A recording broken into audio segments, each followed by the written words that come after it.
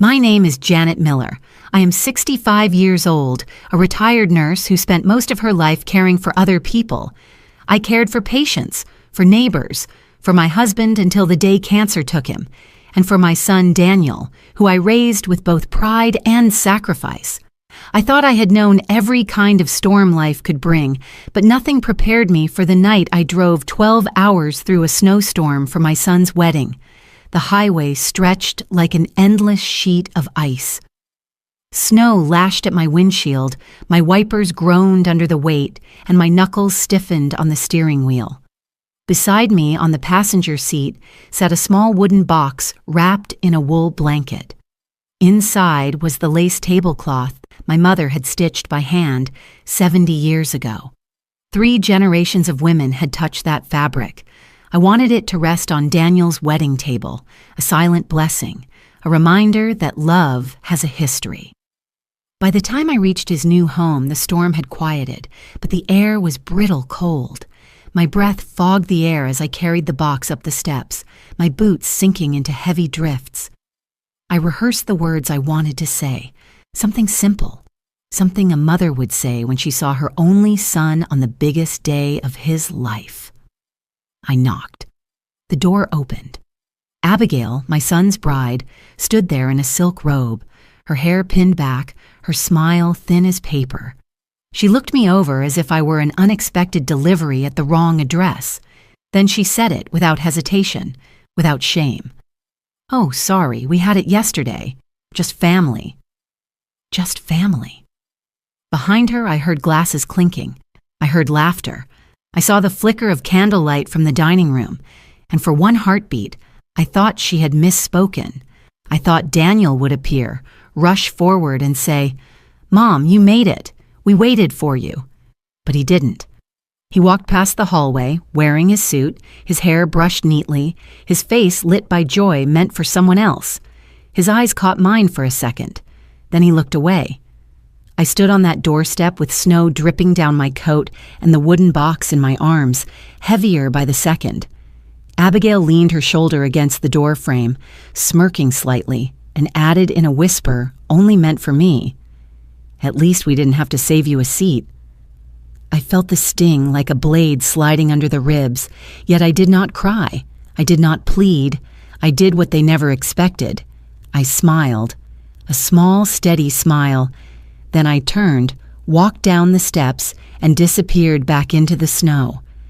That night, in the silence of a rented motel room with the storm still raging outside, I whispered to myself, I drove 12 hours through a snowstorm for my son's wedding.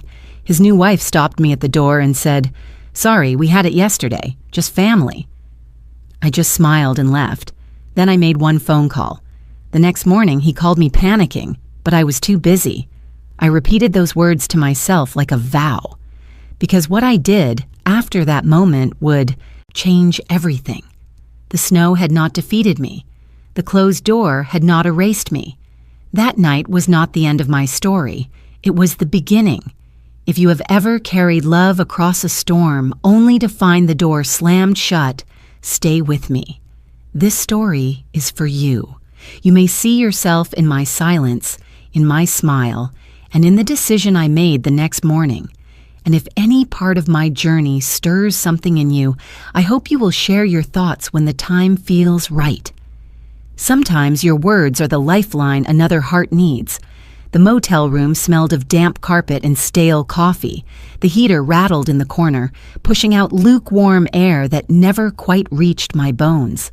I set the wooden box on the small table by the window. My fingers hesitated on the latch, numb from cold, but it wasn't the storm outside that made them tremble. It was the weight of what I carried, and the question of whether opening it would comfort me or crush me. I slid the lid back. Inside lay the lace tablecloth, folded with care, its edges yellowed from age. I lifted it gently, running my fingertips across the delicate stitching my mother had worked by hand when she was barely 20. I remembered her voice. She used to say that every stitch held a prayer, a hope that her children would be loved and never left behind. The fabric still smelled faintly of cedar from the old chest it had lived in for decades. I pressed it to my face, breathing in memory, and felt the sting of tears I refused to let fall. Beneath the tablecloth rested a stack of papers, bound by a faded rubber band. I pulled them out slowly. They were loan documents, agreements Daniel had begged me to sign when he was younger, promising he would pay them back when life became easier. The numbers were large, too large for a single mother, but I never told him how hard it was for me. I simply worked extra shifts at the hospital, cut my own needs down to almost nothing, and paid interest in silence. I told myself a mother's job was to build a bridge strong enough for her child to cross. I laid the papers on the bedspread and sat down beside them. My eyes traced the bold print of Daniel's name, his shaky signature, alongside mine. How many times had I told myself that he would remember, that gratitude would bloom when he was older? And yet here I was, in a cheap motel after driving through a storm, shut out of his wedding with the words, "just family," echoing in my ears. My chest tightened, and a voice from the past broke through. Jonathan, my husband, sitting at the edge of our bed on the last night before his surgery. He had taken my hand, his face pale but steady. "Don't let anyone," he said softly, "decide your worth for you, not the hospital that treats you like a cog, not the neighbors who forget what you've done for them, not even the people you love most. Promise me that, Janet." I had promised, and somewhere along the way, I broke that promise. I let Daniel's needs, his demands, his dreams, decide what I was worth. I gave him money I didn't have, time I couldn't spare, energy that left me hollow. I gave him my future so he could build his. And tonight, when he closed the door, I realized what he had taken from me. I whispered it into the stillness of the room, each word tasting bitter and final. I gave you a future. In return, you erased me from the present. I poured water from the motel kettle into the chipped mug on the nightstand. The steam rose, curling against my face, and I watched it as though it carried my life with it, always dissolving, always unseen. I set the mug down on the lace cloth. The contrast pierced me, fragile threads that had lasted 70 years and hot tea that cooled within minutes. What endured and what vanished seemed cruelly inverted. There were truths I had never spoken aloud. The time Daniel fell behind on rent and I sold my wedding band to cover it. The time his car was repossessed and I quietly withdrew from my retirement account to buy it back. He never knew, and I never told him. I thought silence was love. But silence, I learned tonight, could also be permission. Permission for him to forget me. Permission for Abigail to laugh at me. Permission for a closed door to define who I was. I folded the tablecloth again, slower this time, pressing each crease carefully. My mother's hands had sewn it. My hands had preserved it. Perhaps Daniel's hands would never touch it. I placed it back into the box, resting the papers on top like a verdict. The storm outside beat harder against the window. I pulled the thin motel blanket around my shoulders and stared at my reflection in the darkened glass. A tired woman, yes. A forgotten mother, perhaps, but not erased, not yet. My lips moved, shaping the words Jonathan had left me. Do not let them decide your worth. I leaned back against the headboard and let the heater hum. My heart ached, but there was a new rhythm inside it, steady, deliberate, almost defiant. Something was shifting. Tomorrow would not be another day of silence. Tomorrow I would choose to speak, not with tears or shouts, but with action. The box sat beside me, closed now, but alive. It held history, debt, sacrifice, and resolve. And as I drifted into a shallow, uneasy sleep, I realized that what I carried was no longer a burden. It was evidence. The motel phone sat on the nightstand, a dull beige receiver that looked like it hadn't rung in years. My cell phone was still buzzing with missed calls and unread messages from Daniel, but I turned it face down. I was not going to answer him. Not tonight. Instead, I reached for the number I had written on the back of an old grocery receipt weeks ago, a number I had promised myself I would never use unless there was no other choice. I dialed slowly, each digit carrying the weight of years of hesitation. The line clicked once, then twice. A familiar voice, low and deliberate, came through. Eleanor Parker, speaking. I closed my eyes for a moment before I spoke. Eleanor, it's Janet. There was a pause, the kind of silence that holds recognition and concern all at once. Then her tone softened. Janet Miller. My God, I haven't heard from you in months. Are you all right? I almost said yes. I almost let habit lead me back into the polite lies of survival. But the storm outside, the ache inside, and the weight of the wooden box reminded me that tonight was different. No, Eleanor, I'm not all right, and I can't pretend anymore. Another pause, heavier this time. Then her voice sharpened, cutting through the distance. Kau im lang ju lao roy. Her words struck me with both rebuke and care. She'd always been that way, blunt but kind. I swallowed, my voice steadied. You're right, but this time silence will stand on my side. I'm ready to let the silence speak for me. She exhaled, slow and thoughtful. Tell me what happened. I told her everything, piece by piece, my voice low but unwavering.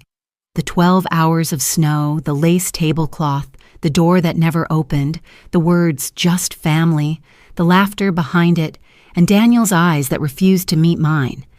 I told her about the papers in the wooden box, the debts I had carried, the sacrifices never spoken. When I finished, the motel clock ticked past midnight.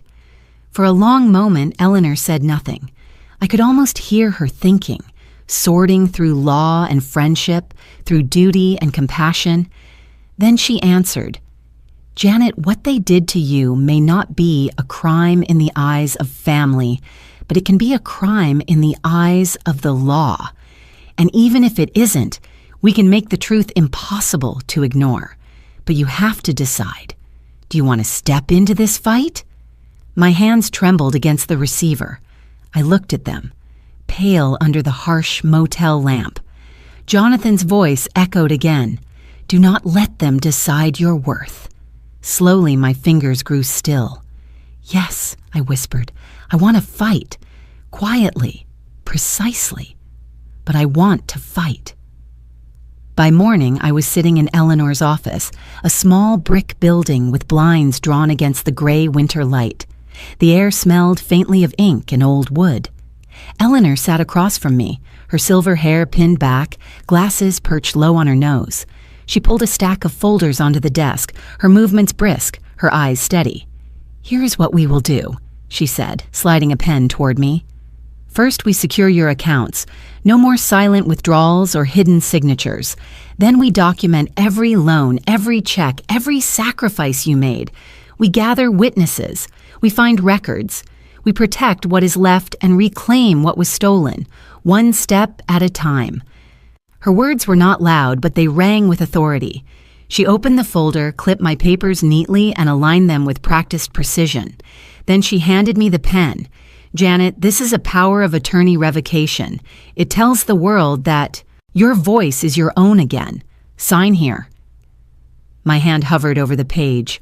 The letters on the paper blurred for a moment. I could feel the tremor in my wrist, the old habit of hesitating, of second-guessing, of yielding. I took a deep breath. My grip tightened.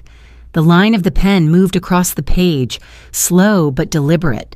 With each stroke, my hand grew steadier. Eleanor watched me. She didn't interrupt. She simply nodded as though she saw something settling inside me, something long overdue. When I finished, I set the pen down gently, and for the first time in years, my fingers did not shake. There, she said, gathering the papers, sliding them into a heavy binder with a sharp click of the rings. That was the first step, and you took it. I leaned back in the chair, exhausted but lighter, as if I had set down a weight I had carried too long. The heater in her office hummed softly. The blinds rattled against the wind. My eyes drifted to the wooden box resting at my feet. Inside was a tablecloth, a stack of debts, and the truth of who I had been for decades. Tonight, they had become something more. Evidence. Eleanor closed the binder and placed her hand gently over it. Janet, they think they erased you. But starting today, every word, every document, every silence you carry will become proof that you are still here. I nodded, my voice low but firm. Then let the proof speak. The morning after signing the papers, I woke in Eleanor's guest room, a small corner of her house she insisted I use until the roads cleared. Sunlight bled weakly through the blinds, pale and reluctant against the winter sky. I pulled the blanket closer around my shoulders and listened to the silence. It was not heavy the way silence had been at the wedding door. This was a quieter kind, steady, protective, almost like a shield. My phone lit up on the nightstand. At first, it was one call, then another. Then the buzzing became relentless. Daniel's name flashed across the screen, followed by Abigail's. I didn't touch it.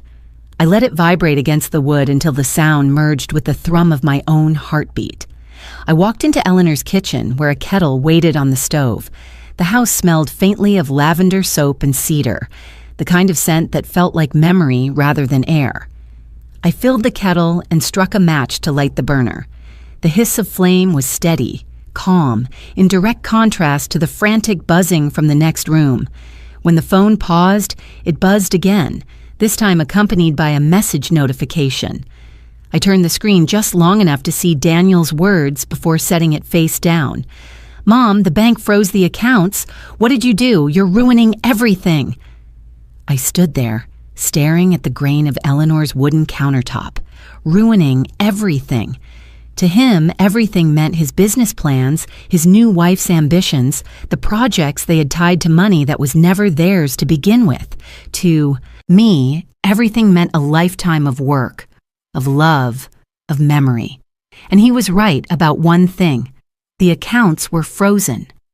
I had chosen to protect what was left. The kettle whistled. I lifted it carefully, pouring hot water over the tea bag in my favorite chipped mug. Steam curled upward, catching the morning light, and I wrapped both hands around the cup. The warmth seeped slowly into my fingers. Behind me, the phone buzzed again, louder this time, as if urgency could travel through walls. For a moment, I considered answering. I imagined Daniel's voice on the other end, angry but desperate, a child's panic hiding inside a man's tone. He would say, I didn't understand, that he was doing it all for the family, that Abigail had convinced him this was the only way. He would beg me to undo what I had signed, and for a flicker of a second, I felt the pull. He was my son, the boy I had carried in my arms, the boy who used to cry when his knees scraped on the pavement, the boy who once clutched my hand so tightly he left red marks. A mother does not forget those things. A mother does not stop feeling that reflex to answer when her child calls. But another voice rose inside me, one stronger than guilt, steadier than memory. Jonathan's words again, clear as if he were standing in the room. Do not let them decide your worth. If I picked up, I would hand Daniel the power to define me once more. If I stayed silent, I would teach him that my boundaries were not made of paper, they were made of stone. I carried the mug to the table, set it down, and sat in the stillness. The phone buzzed again from the counter. I reached over, flipped the switch to silent, and placed it face down without looking at the screen. The vibration continued for a while, rattling faintly against the wood, then slowed, then stopped. The silence that followed was not empty. It was filled with choice. My choice. For once, I had not rushed to soothe, to save, to explain away. I had let the silence speak for me. I lifted the tea, sipped slowly, and let the heat travel down to my chest. The taste was bitter at first, then warm, then steady, much like the path I was stepping onto. The moral question hovered in the air like the steam above my cup. Should I forgive because he was my son? Should I bend because motherhood often means sacrifice without end? Or should I stand because even mothers are human and humans need boundaries to survive? I thought of the years I had worked double shifts, the years I had skipped doctor's appointments because Daniel needed tuition, the times I had sat in silence while he spoke of dreams funded by my sacrifices. Forgiveness had been my default. Tonight, it would not be. Tonight, my silence was not weakness. It was justice. The phone blinked one last time before the screen went dark. I stared at it for a long moment, then turned my gaze back to the lace tablecloth folded neatly in the wooden box at my feet. That fabric had survived 70 years, stitched with patience, guarded with care. It did not fray because storms came. It endured because it was strong. I whispered into the stillness, almost like a vow. I will endure too, but on my terms. The tea cooled. The phone stayed silent. And for the first time in decades, I felt a calm certainty settle inside me. The first shock had arrived.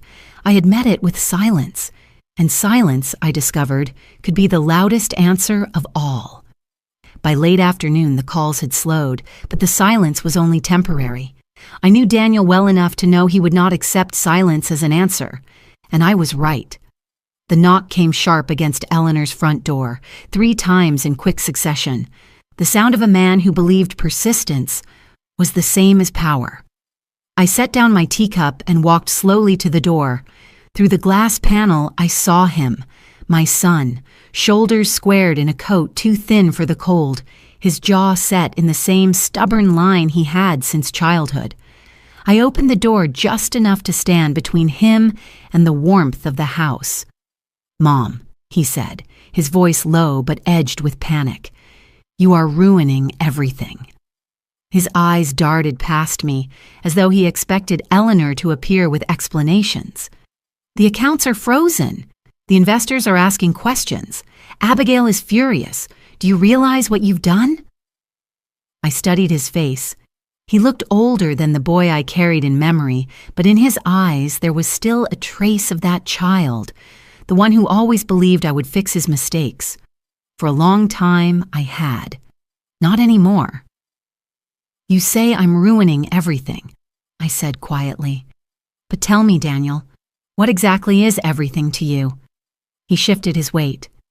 "It's the future, Mom. My future. Our family's future.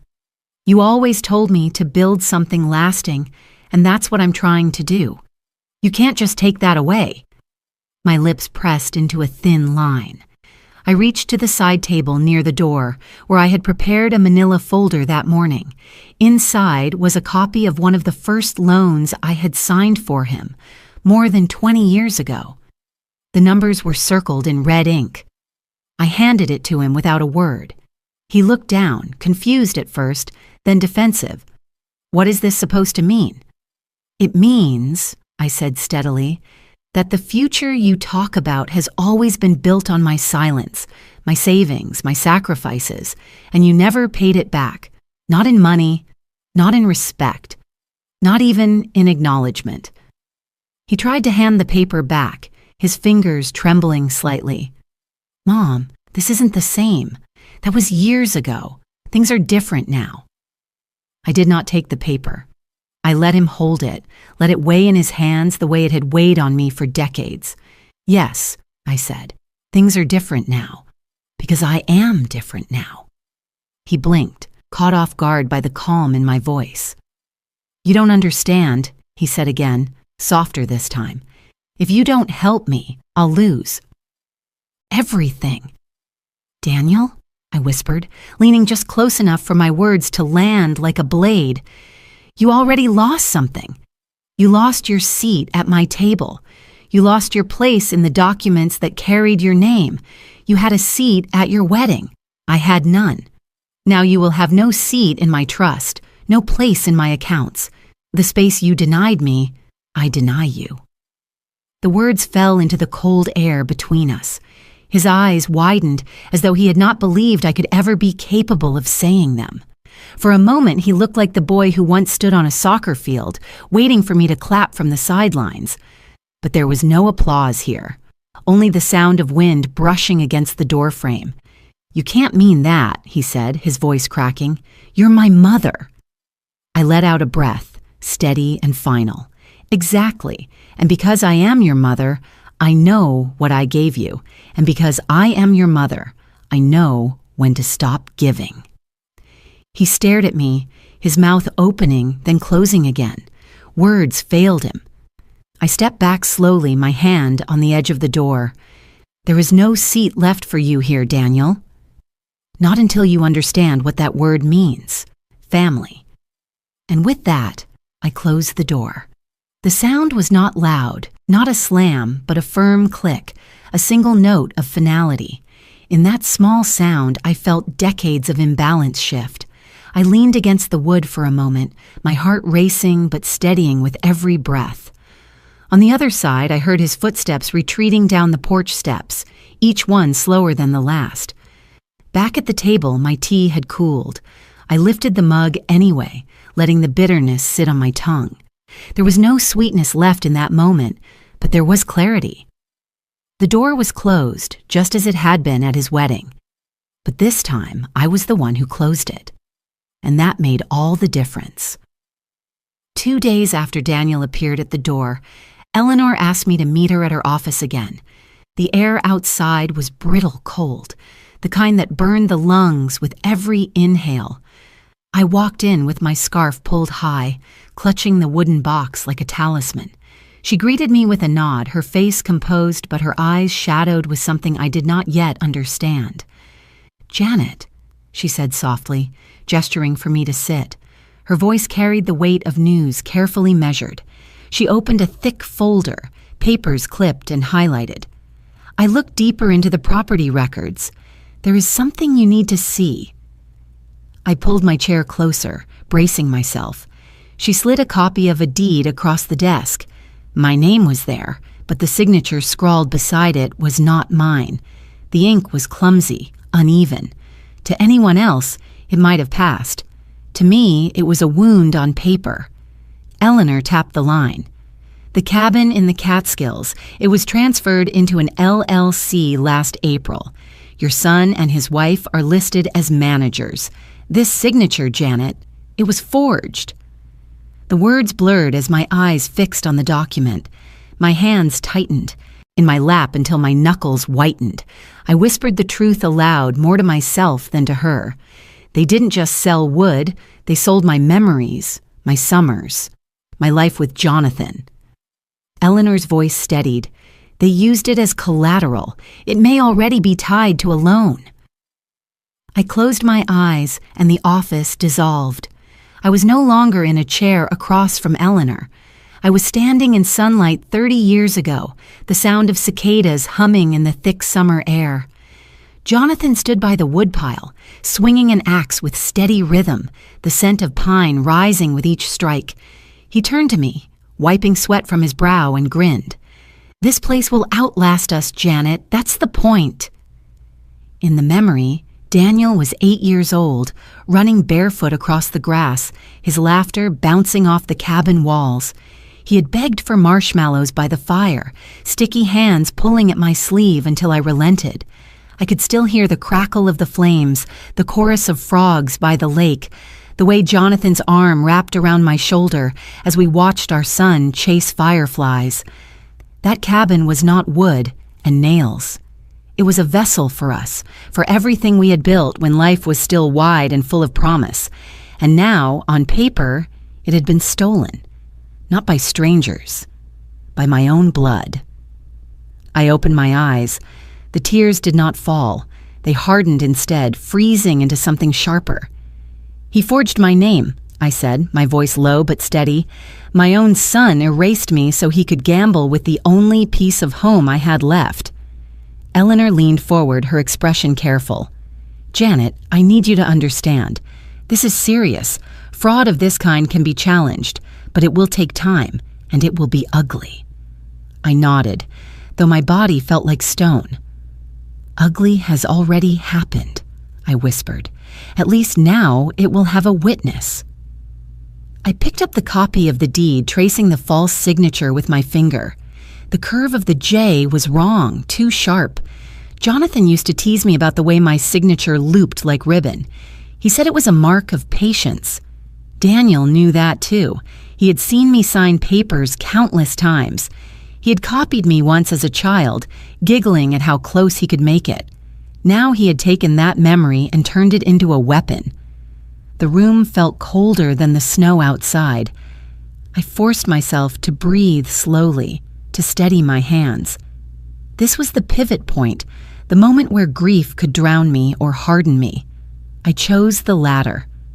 I looked at Eleanor and said, "We fight. Not because I care about the money, not because I need the land, but because some things are not for sale. They thought they could sign away walls and floors, but what they really signed was a confession. They showed me who they are."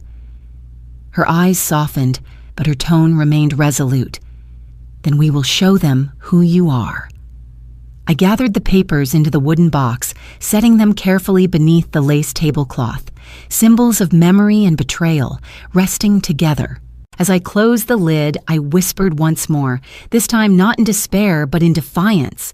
They didn't just sell timber, they sold the place where my heart still lives, and I will not let that theft stand.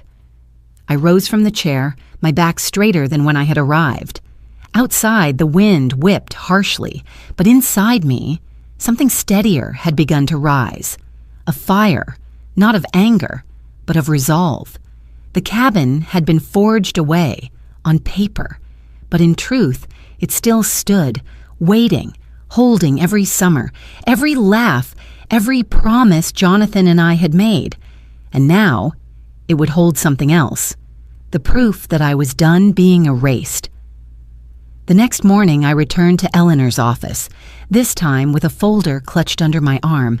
Inside were scraps of my past I had gathered overnight, old bank statements, letters Jonathan and I had signed together, utility bills that carried my neat looping signature. Each page was a fragment of my life, and together they were the proof that my hand was not the one that had signed away the cabin. Eleanor spread the papers across her desk with the patience of a surgeon.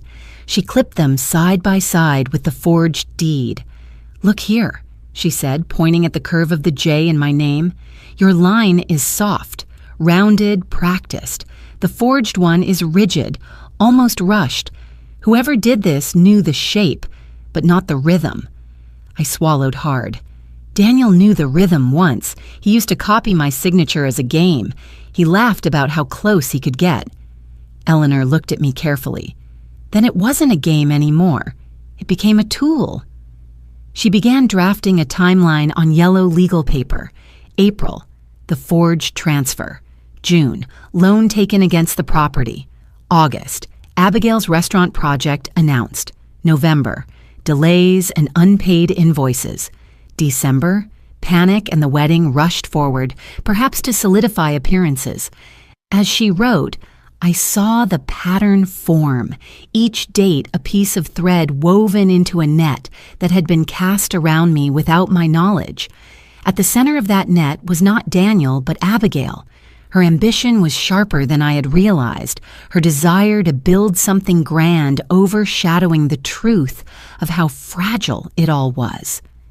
"She has vision," Eleanor said flatly, "but vision built on theft collapses. She thought if she leveraged your assets, no one would question her. A new wife, a new business, the image of family unity. But she feared failure more than she respected boundaries. That fear drove her to this." I stared at the forged deed again. Abigail's name was written neatly as manager, beside Daniel's. I tried to imagine the conversation between them, the moment they decided it was acceptable to erase me. Did Daniel hesitate? Did he look away while she guided the pen? Or did he convince himself it was harmless because, after all, I was too old to care? "I don't want revenge," I said finally. My voice was quiet, but it carried weight. "I want to set a boundary. I want them to know there is a line they cannot cross, and if they cross it again, they will find me standing there. Eleanor nodded. Then we will build your case piece by piece. Affidavits from people who witnessed your signature, bank tellers, neighbors, anyone who has seen your hand. We will gather financial statements to show the years of support you gave. We will document every dollar that flowed from you to them. The law may be slow, but it leaves a record they cannot erase. I felt my shoulders square as she spoke. For too long, my posture had been bent under the weight of giving, of yielding, of believing silence was noble. Now, sitting across from Eleanor with papers scattered like stepping stones, I felt the first stirrings of power, not the loud kind that shouts or threatens, but the kind that builds quietly, brick by brick. As I gathered the papers into neat stacks, I thought about Abigail again, her polished smile, her carefully chosen words, the way she had leaned against the wedding doorway as if guarding a threshold that was never hers to guard. She was not a shallow villain. She was a woman terrified of falling, clawing at anything that could keep her dreams afloat. But fear is not an excuse for betrayal. Fear is a test, and she had failed it by using me as collateral. "Janet," Eleanor said firmly, breaking my thoughts, "from here on you must decide every step. No more signing in silence. No more letting others guide your pen. This case will not just reclaim your property. It will rewrite your place in the story." I pressed my hand against the folder of documents, feeling the raised texture of the ink beneath my palm. "Then let us begin," I said, "not to punish them, but to remind them that I am not invisible. I am the foundation, and the foundation decides which house still stands." The heater hummed in the corner. The clock ticked steadily, and for the first time in a long while, I did not feel like time was slipping away from me. Instead, I felt it gathering, aligning, waiting for me to step forward. Eleanor placed her pen back in its holder and closed the binder with a sharp snap. "We'll file the first motion this week. Once it's in the system, they cannot undo it. Your name will be there in ink, and no one will be able to sign it away again." I nodded, the weight of resolve settling into me like stone. The war was not over, but for the first time, the battleground felt level. I was not the woman shivering on the doorstep anymore. I was the woman sitting at the desk, holding the evidence, drawing the lines. And I knew this much: I would not cross those lines for them again. At night, two different houses carried two different kinds of silence. In Daniel and Abigail's new home, silence broke again and again with raised voices, the sound of slammed drawers, and the shuffle of papers pulled from folders. In my space, silence was unbroken, except for the gentle scrape of fabric under my hands and the steady rhythm of my own breathing. Eleanor had warned me that once the filings hit the system, their world would tilt. I imagined it as I sat at my kitchen table, the lace cloth spread gently across the wood, my fingers smoothing its frayed edges. I could see Abigail pacing under bright neon lights, phone pressed to her ear, calling contractors who demanded payments she could not make. I could see Daniel hunched over a laptop, scrolling through numbers that no longer aligned, searching for money that was locked behind signatures he no longer controlled. The more frantic their voices grew, the quieter mine became. I did not need to witness their unraveling to understand it. I could feel it in the space between my inhales and exhales, in the glow of a single candle flickering against the window pane. While they argued about deadlines and investors, I gathered my documents into tidy stacks, bank statements clipped together, letters placed in chronological order, every page a reminder that my life had substance, that it could not be signed away with a careless pen. The order of the papers soothed me, the way a nurse once found calm in preparing sterile instruments before surgery. I knew how to build quiet out of chaos. I folded the lace again, laying it carefully in the wooden box, then resting the folder of evidence on top. Two anchors of my life, One made of fabric, the other of ink and paper. Both carried history. Both carried weight. Somewhere across town, neon light hummed over Abigail's dream. A restaurant half-built, walls unfinished, invoices unpaid. She must have felt the ground shifting, the future she had promised Daniel crumbling under her feet. I could almost hear her voice, sharp with fear, saying, "Your mother is doing this to us. She wants us to fail." I wondered if Daniel defended me, or if he let her words plant deeper roots. Perhaps he told her I would give in. Perhaps he still believed I would pick up the phone and rescue them as I always had. He had not yet understood that silence was my answer. I lit another candle. The flame danced softly, casting warm shadows across the walls. In its glow, I saw not absence but presence. Jonathan's face in memory, his laughter by the woodpile, Daniel's small hand tugging mine in summers past. Memories were still mine, untouched. What they had forged on paper could not erase what was woven into me. And yet, a question rose quietly, as it always did. Should a mother cut her own child away? Should love yield to boundaries? I could almost hear the audience of my life asking it, the voices of neighbors, friends, strangers who would shake their heads and whisper, "Blood is blood." I answered them silently. Blood is not permission. Blood is not a key to open every door. Love, without respect, becomes a chain. And I was breaking that chain. I placed the last document into the folder, smoothed my hand over it, and blew gently toward the candle, watching the flame bend and then return, upright, steady again.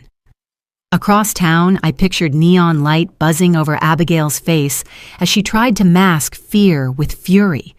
Papers scattered across their kitchen counter. Daniel's voice rising, cracking, breaking under pressure. In that house, silence was unbearable because it revealed failure. In mine, silence was sacred because it revealed strength. The contrast was stark. Their chaos, my calm. Their desperation, my resolve. As the night deepened, I carried the box and the folder into my bedroom, setting them on the dresser beside a photograph of Jonathan, his arm around me, both of us smiling in a snapshot taken decades earlier at the cabin. I traced the frame with my fingers and whispered, "I am not erasing him, and I am not erasing myself. They chose to erase me, but I will not choose the same mistake." The candle flickered once more before I pinched it out. Darkness wrapped the room, but it was not frightening. It was full, protective. A reminder that endings are only one side of beginnings. I lay down, the quiet steady in my chest. I knew somewhere Daniel and Abigail were still arguing, still clawing at collapsing walls, still blaming me. But here, in this room, I had already decided. I was not punishing them. I was defining myself. And sometimes the sharpest line a person can draw is not in ink or in words, but in silence that refuses to bend. The invitation came in a pale envelope slipped through my door, Abigail's handwriting precise and looping across the front. Inside was a single card, thick and cream-colored, embossed with their new address at the top. Beneath, in words polished but thin, was the offer. "Join us for dinner. Let us talk this through. We want peace." I held the card between my fingers, the paper heavier than its sincerity. Eleanor raised an eyebrow when I showed it to her. "They're afraid," she said. "Afraid of what the court will see. Afraid of what silence has already done." Still, I went. Not out of hope, but out of duty to myself. Some conversations need to be faced so that silence afterward holds its full weight. Their house was bright that night, every chandelier lit, the table stretched long and dressed in linen, plates of roasted lamb, silver cutlery polished to a shine, wine poured into crystal. It looked like wealth. It smelled like performance. I sat at the far end of the table, the lace cloth absent but heavy in my mind. Abigail welcomed me with a practiced smile, her emerald earrings catching the light. Daniel avoided my gaze, pouring wine with unnecessary care. The food was warm, but the air was cold. We began with pleasantries that tasted like ash, weather, neighbors, plans for spring.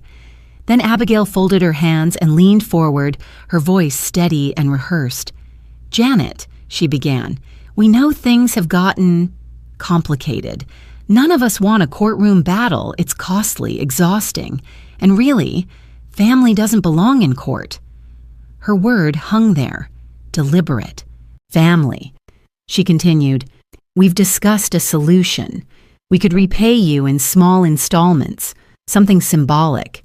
In exchange, you would withdraw the claim, and of course, the cabin would remain where it belongs, as family property." Her tone softened on the last phrase, as if the word itself could persuade me.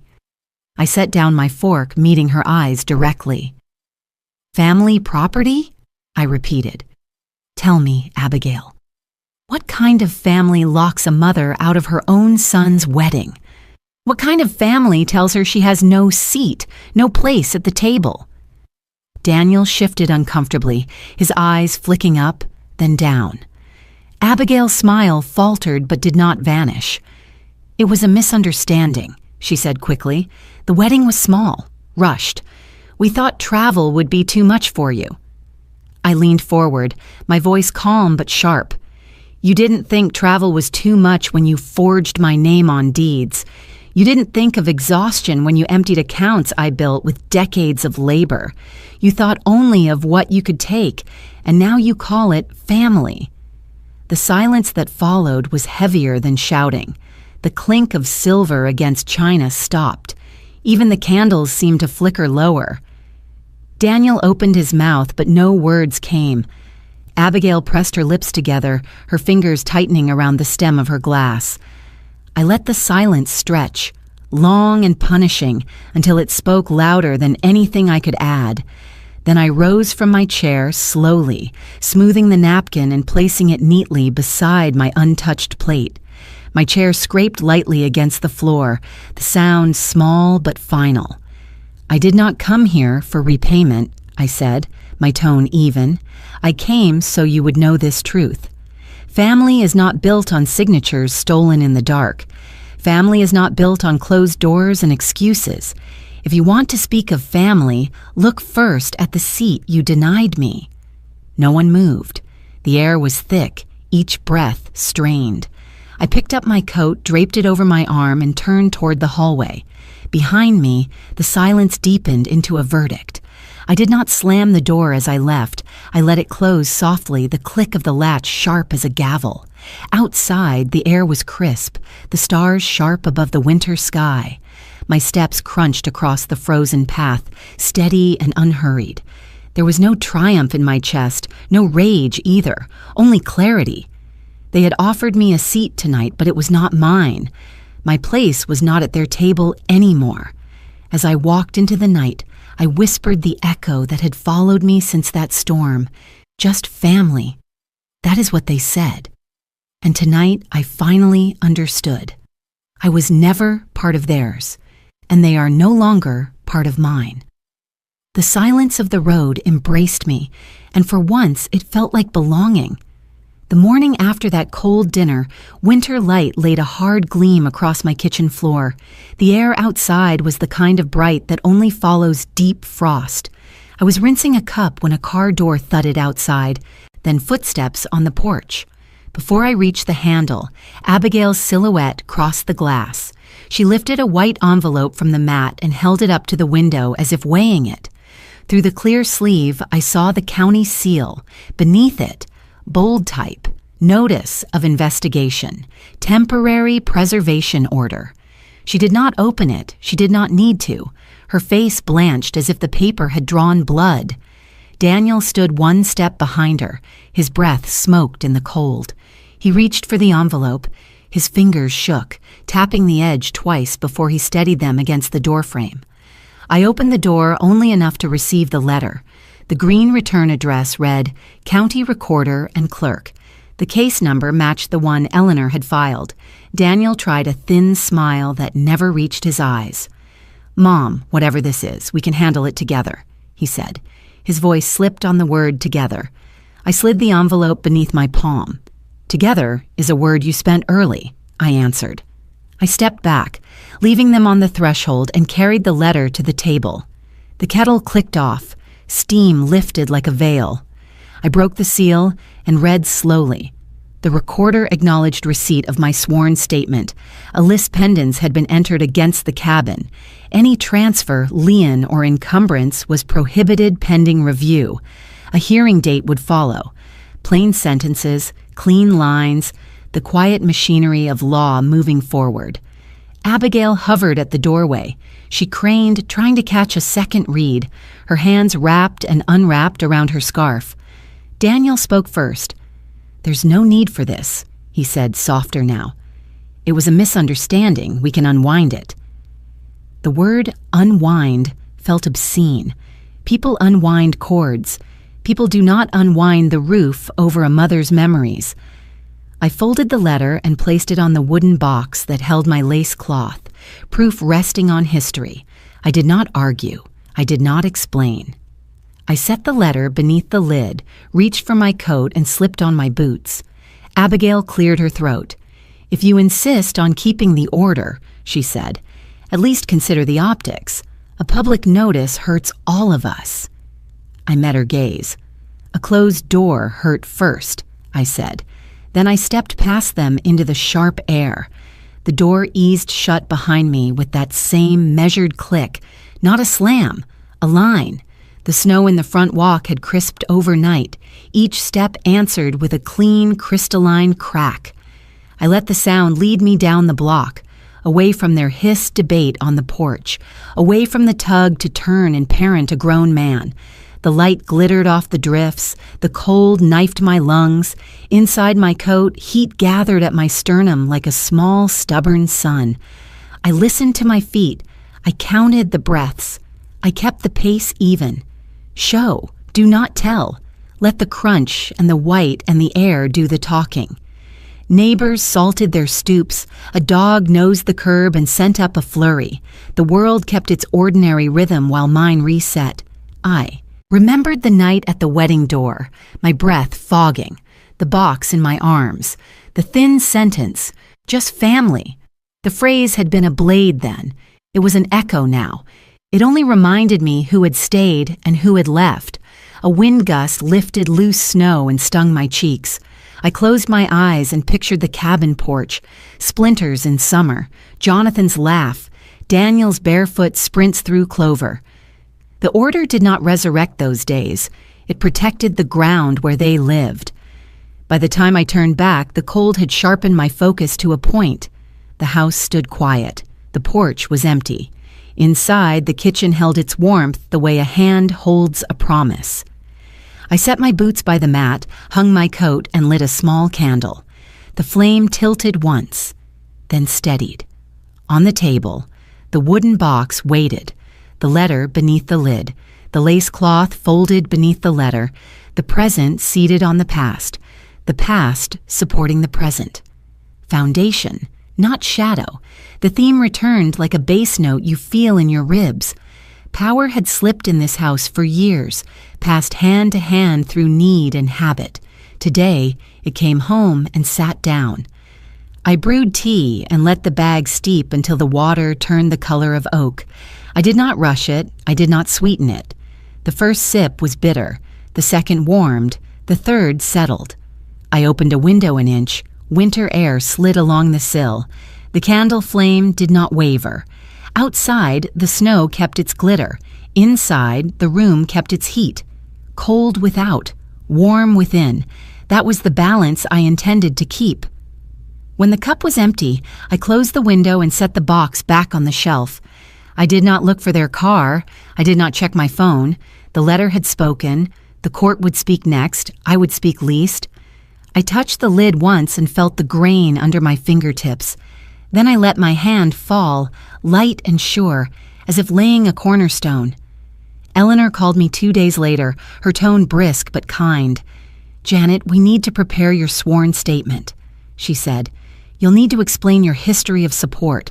Not every detail, but enough to show the court the pattern. Judges respond to context." I agreed to meet her that afternoon. I walked into her office with the same folder I had carried before, the papers neatly stacked, the timeline crisp. She spread them out again, her pen moving across legal pads as she asked questions. Dates of transfers, amounts of loans, years of payments.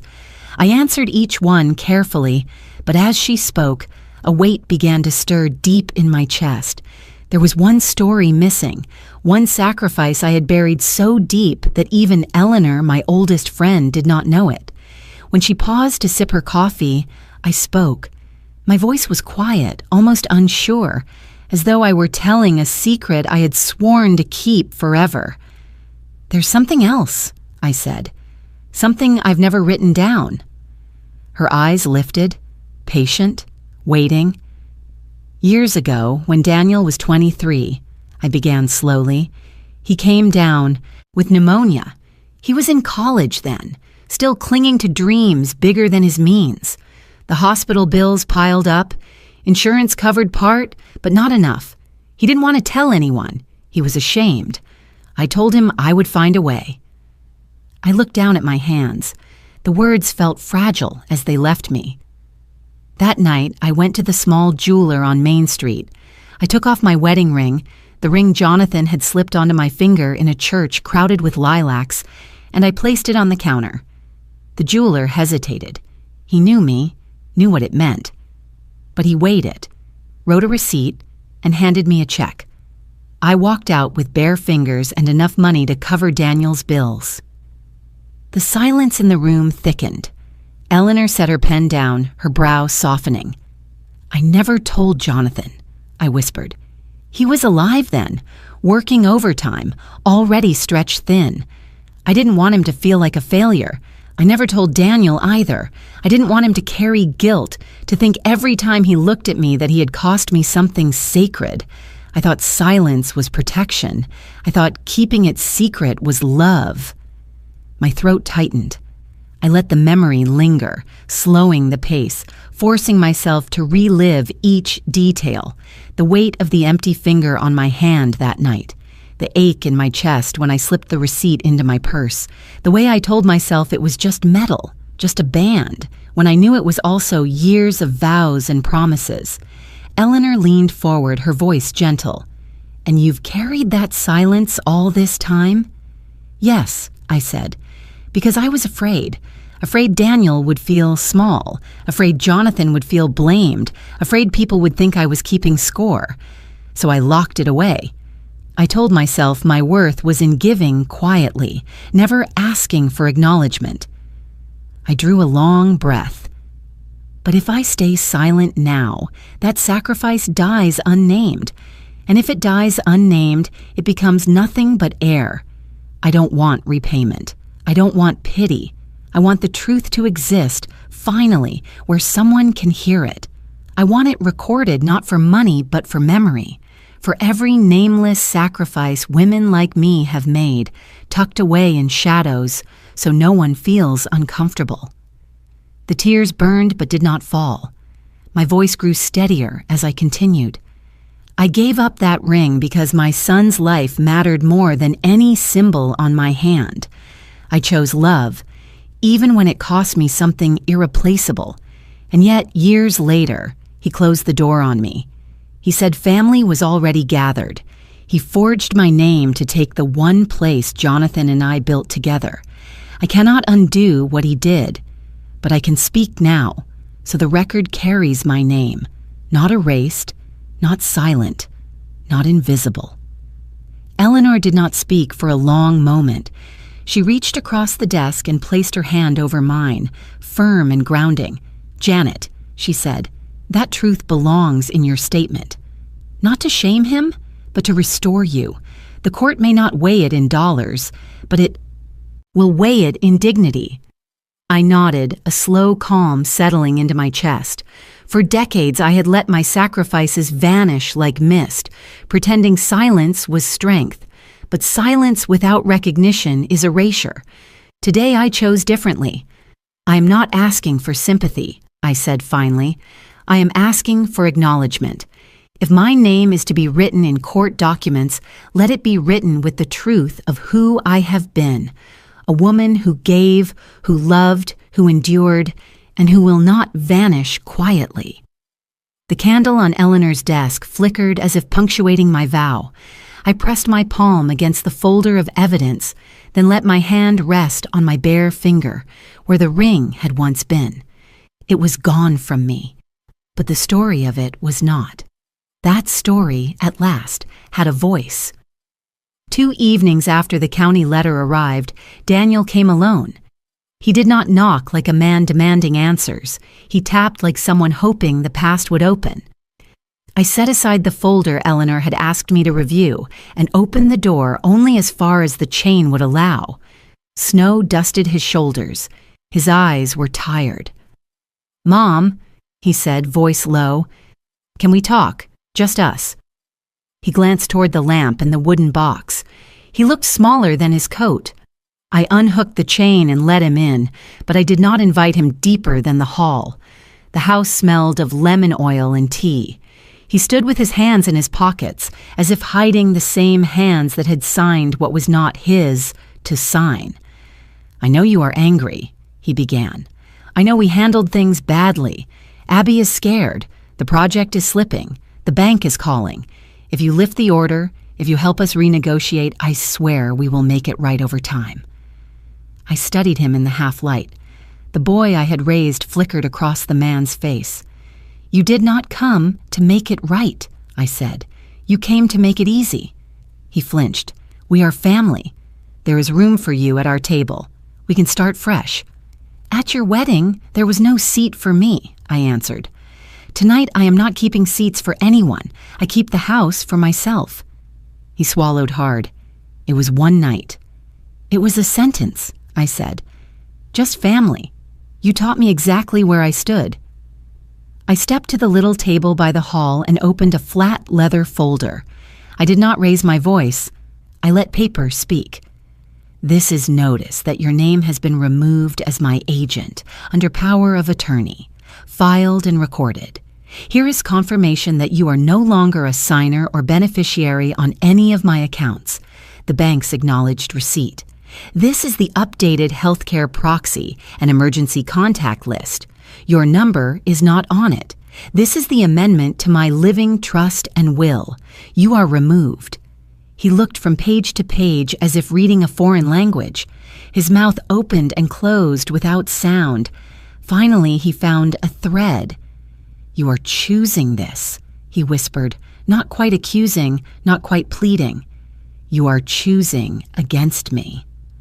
I felt the familiar ache rise, the pull of the years, sticky as honey. I remembered holding him feverish at 3 a.m. I remembered the day he learned to ride a bike. I remembered selling my ring to pay a bill so he would not drown in shame. Love pressed hard against my ribs. Habit reached for the old script. I set both down. "Yes," I said, "I am choosing. For once, I choose me." He stared as if the room had tilted. "What am I supposed to tell people?" "Tell them the truth," I answered. "Tell them you forged a mother's name and locked her out of her own history. Tell them you learned what a boundary feels like." He dragged a hand across his face. He tried again. "Abby is not a monster. She is terrified of failing." "I know she is human," I said. "Fear explains. It does not excuse. You had a choice. You chose her plan over my personhood." His eyes went to the wooden box. "Is the cloth in there?" "It is," I said. "It belongs to women who kept houses standing when storms came. Tonight, it belongs on my table." He nodded once. The motion looked like surrender and regret, stitched together with thread too thin to last. "If I apologize," he said, "will you undo any of it?" "I will not undo protection," I said. "I am open to repentance. It begins with truth, continues with repair, and ends with time. Paper can change back only after people do." The hall clock ticked. The heater sighed. We stood in a pause that felt like winter holding its breath. He stepped backward toward the door. At the threshold, he tried one last key. "You always said family first." "I did," I said, "and I am family. I am first to me now. I opened the door. Cold air moved over the floor and curled around our ankles. He hesitated, then stepped onto the porch. We did not hug. We did not raise voices. We let the night carry what words could not. "Good night, Daniel," I said. "Good night, Mom," he answered, the word frayed. I closed the door gently, the latch seated with a clean click, a line drawn without a tremor. The call came on a gray Wednesday afternoon. Eleanor's voice carried steady through the receiver, but beneath it, I caught a thread of triumph. "The recorder's office has issued the ruling," she said. "Pending full trial, the Catskills cabin is restored under your name. The forged transfer is frozen, unenforceable. For now, Janet, it's yours again." I let the words wash over me. I did not cheer. I did not weep. I only closed my eyes and exhaled as if a tight band had been cut from around my chest. "Thank you," I said simply. She answered, "Go see it." So I did. I packed a small bag, folded the lace cloth into the wooden box, slipped a teacup beside it, and drove north. The highway stretched long and pale, snow piled on its shoulders. Each mile felt like a layer of silence peeling away. By the time the Catskills rose against the winter sky, my breath had slowed to match their rhythm. The cabin stood where it always had, waiting. The porch boards groaned as my boots pressed into them. The key slid into the lock. The tumbler turned with a hesitant click, as though the door itself remembered my hand. I pushed it open and stepped inside. Dust motes spiraled through a shaft of sunlight that slanted across the wooden floor. The air smelled of pine and something older, the sweet ghost of summers long gone. I stood still, letting the scent settle into me, feeling it reach places deeper than bone. The silence inside was not hollow. It was layered. Firewood stacked in memory, Jonathan's laugh hidden in the beams, Daniel's boyish shouts echoing in corners. I walked to the table at the center of the room, its surface scarred by decades of use. My fingers traced the grooves, the scratches made by hot pans and careless elbows. Then I opened the wooden box. Gently, I lifted the lace cloth and spread it across the table. White against the dark wood, it seemed to glow. For years it had lived folded and hidden. Now it breathed again. From my bag, I took the teacup, porcelain thin and familiar, and placed it at the center of the cloth. I boiled water on the old stove, its whistle startling in the quiet, and poured slowly. Steam rose, curling into the rafters. I sat down, hands folded around the warmth, and let my eyes wander across the cabin. The hearth was cold, but I could almost hear the crackle of fire as it once was. I knelt, stacked kindling, and struck a match. The flame caught, small at first, then bolder, until the logs answered with a low, steady roar. Orange light danced across the walls, pulling shadows into motion. I listened to the fire's voice, the way it whispered and hissed, the way it stitched the room together. I sipped tea, slow and deliberate.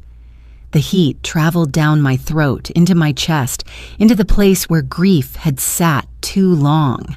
My hands steadied around the cup. "They sold memory," I said aloud, my voice soft but sure. "But they never sold my heart. A heart cannot be signed away. It always finds its way home."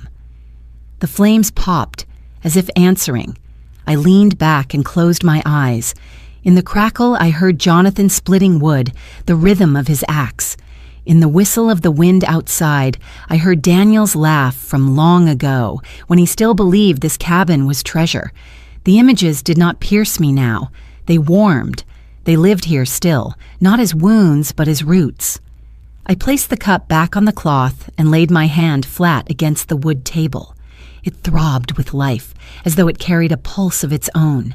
I matched my breathing to that rhythm, touching wood, hearing my own heart. Night drew down. I did not turn on every light. I let the fire hold the room. I pulled a chair close, wrapped myself in a blanket I found folded on the sofa, and watched the flames consume the logs. Sparks rose, died, and rose again. I thought of the letter Eleanor would draft, of the hearings yet to come. But here, in this room, the law had already spoken. I belonged. I whispered into the quiet, "Jonathan, it is still ours." And as I sat with tea cooling beside me and lace spread across the table, I understood. They could erase my name from papers, from invitations, from photographs, but they could not erase the sound of fire, the scent of pine, the steady beat of a woman's heart that had found its way back to itself. I left the cabin the next morning, the smell of wood smoke still clinging to my coat. The snow had softened overnight, turning the road down the mountain into a pale ribbon. My hands felt steady on the wheel, the kind of steadiness that only comes when your heart beats in rhythm with itself. About halfway home, I stopped at a small gas station off Route 28, the kind of place with 2 pumps, a flickering sign, and coffee that never quite tastes fresh. I pulled up, set the nozzle, and went inside to pay. Behind the counter was a woman maybe a few years younger than me, though the lines around her mouth carried the same story I'd seen in the mirror. Years of giving more than she received. Her name tag read Martha. Her gray hair was pulled back into a simple clip. Her hands bore the faint calluses of work. She rang up my total and asked if I wanted a receipt. Something in her voice made me pause, as if she had been carrying words all day and was waiting for someone safe enough to hear them. "Cold morning," I said, more to invite than to fill the silence. She gave a half smile. "Colder when you realize your paycheck's gone before it even clears. My kids, they borrow my card before I can use it myself. Say they'll pay me back. They don't." She laughed, but it was thin. I tell myself it's what mothers do, but sometimes I wonder if I'll ever buy something that's only mine again. Her words landed heavy. I saw my own past stretched in her outline, sacrifices made quietly, debts covered without receipt, love used like an endless well. For a moment, I almost told her to stand up, to draw a line. But then I remembered how advice can feel like accusation when spoken too sharply. Instead, I reached for something smaller, a shard of my own story. "I know what it is to give until you forget you have a self," I said gently. For years, I thought silence was the proof of love. But recently, I chose differently. I chose to stand on my own side, not against anyone, just for me. Her eyes flicked up, startled, then softened, like someone recognizing a reflection. She didn't ask for details, and I didn't offer them. It was enough that the truth was spoken out loud. For a beat, neither of us moved. The hum of the cooler filled the space. She tapped the counter lightly, then whispered, "Maybe it's my turn. Maybe it's time I stand on my side, too." She smiled then, a small thing, but real. Not the tight grin of someone surviving, but the beginning of something else. Permission, perhaps. Permission she hadn't granted herself until she heard the echo in my words. I picked up my receipt, folded it once, and slipped it into my pocket. "It's never too late, Martha," I said quietly. "Never too late to remember you exist." As I walked back to my car, the air bit sharp against my cheeks, but it didn't feel harsh. It felt bracing, like breath before song. I slid behind the wheel and sat for a moment, watching Martha move behind the counter, her shoulders a little less stooped than before. I turned the key, the engine rumbled, and I pulled onto the road. My heart carried her words with me. Maybe it's my turn. It struck me then that healing is never just about one person. Sometimes the choice you make for yourself becomes a mirror, held up to strangers who never knew they were allowed to choose too. I hadn't set out to teach, to inspire, to guide. I had only chosen to speak one simple truth. I stood for me, and in that gas station, for one brief moment, the ripple began again. I came home on a Sunday evening, the sky already dimming into blue-gray. My house waited quietly, the walls familiar, the floorboards groaning a little under my step. I carried the wooden box inside, set it on the kitchen table, and let the stillness hold me for a moment. It no longer felt like absence. It felt like presence, waiting to be claimed. I opened the box and unfolded the lace cloth once again. The fabric carried its faint scent of cedar and age, and I spread it carefully across the table, smoothing the edges so it lay flat. Then I lit a small candle in the center, watching its flame steady itself against the draft. After so many years of hiding, that lace finally belonged in the open again. I opened the window just a little. A winter breeze slipped through, sharp but refreshing, stirring the flame and my hair at once. The air carried with it the sound of distant branches bending, the creak of old wood, the pulse of a world that keeps moving no matter who tries to erase you. For a long moment I stood there with my hand resting on the table, feeling its solid weight beneath the cloth, listening to my breath. I whispered into the quiet, "I am the foundation, not the shadow. The foundation does not disappear. The foundation decides which house still stands." It was not anger that filled me then, not triumph either. It was something steadier, the knowledge that my life had always mattered, whether or not others wanted to see it. For years I had given and bent, believing that invisibility was the cost of love, but love that erases you is not love. Tonight I set the record differently. The candle flickered and cast a warm glow over the room. For once I did not imagine who was absent from the table.